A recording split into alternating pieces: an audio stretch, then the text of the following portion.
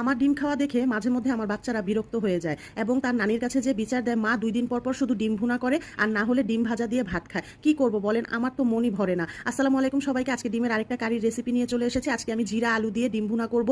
আর এইখানে এই ডিম ভুনাটা করতে একদমই কোনো কিছু লাগবে না, একদমই সিম্পল একটা, শুধু জিরার গুঁড়াটা একটু বেশি লাগবে এই আর কি। জিরাটা আপনারা একটু ভেজে নেবেন, ভেজে যদি আপনারা গুঁড়া করে নেন সেটার স্মেলটা অনেক সুন্দর আসে। তো আমি পেঁয়াজটাকে একটু তেলের মধ্যে ভেজে আমি আদা রসুন বাটা দিয়ে দিয়েছি, তারপরে একটা তেজপাতা দিয়েছি, তারপরে হলুদের গুঁড়া, মরিচের গুঁড়া, ধনিয়ার গুঁড়া, লবণ আর জিরার গুঁড়াটা একটু বেশি পরিমাণে দিতে হবে এই আর কি। আর আলুটাও আমি আগে থেকে একটু সেদ্ধ করে নিয়েছিলাম, তারপরে আমি টুকরো করে নিয়েছি। এখন আলুটা দিয়ে মশলার মধ্যে খুব ভালো করে কষাবো, তারপরে আমি একটু পানি দিয়ে দিব আলুটা আর একটু ভালো করে সেদ্ধ করে নেওয়ার জন্য। যখন আলুটা সেদ্ধ হয়ে যাবে আর কষানো হয়ে যাবে তখন আমি কয়েকটা কাঁচামরিচ দিয়ে এখন আমি আলুগুলোকে মাঝখান দিয়ে ভেঙে ভেঙে দিব, যাতে গ্রেভিটা একটু মানে ঝোলটা একটু গ্রেভি হয় এই আর কি। তো এখন আমি ডিমটা দিয়ে দিয়েছি, ডিমটা দিয়ে একটু নাড়াচাড়া করে তারপরে হচ্ছে আমি একটু পানি দিয়ে দিব একটু ঝোল রাখার জন্য। তো এই তো আমার রান্নাটা একদমই সিম্পল, কিন্তু খেতে বিশ্বাস করবে